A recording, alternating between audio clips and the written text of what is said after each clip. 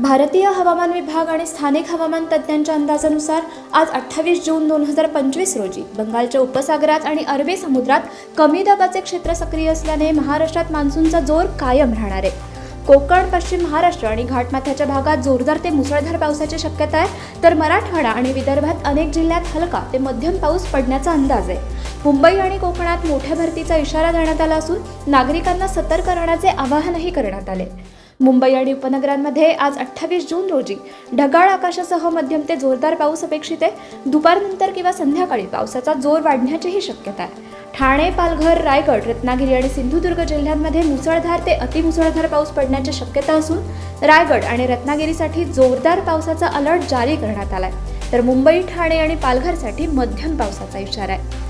पश्चिम महाराष्ट्रात पुणे, सातारा, कोल्हापूर आणि सांगली जिल्ह्यांमध्ये जोरदार ते मुसळधार पावसाचा अंदाज असून पुण्याच्या घाटमाथ्यावर 50 ते 120 मिलीमीटर पाऊस पडण्याची शक्यता असून साताऱ्यात मुसळधार पाऊस अपेक्षित आहे, तर कोल्हापुरात धरणांच्या पाणी पातळीत वाढ होण्याची शक्यता आहे। सांगलीत मध्यम ते जोरदार पाऊस आणि सोलापुरात हलका ते मध्यम पाऊस अपेक्षित आहे।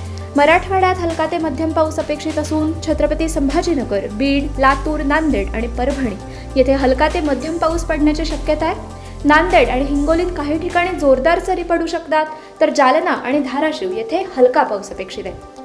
विदर्भात मध्यम पावसाचा अंदाज असून नागपूर, चंद्रपूर, गोंदिया आणि गडचिरोली येथे 20 ते 80 मिलीमीटर पाऊस पडण्याची शक्यता आहे, तर अमरावती, वर्धा, यवतमाळ, बुलढाणा आणि अकोल्यात हलका ते मध्यम पाऊस अपेक्षित आहे। वादळी वारे आणि विजांचा मारा होण्याची शक्यता असल्याने येलो अलर्टही जारी करण्यात आला आहे।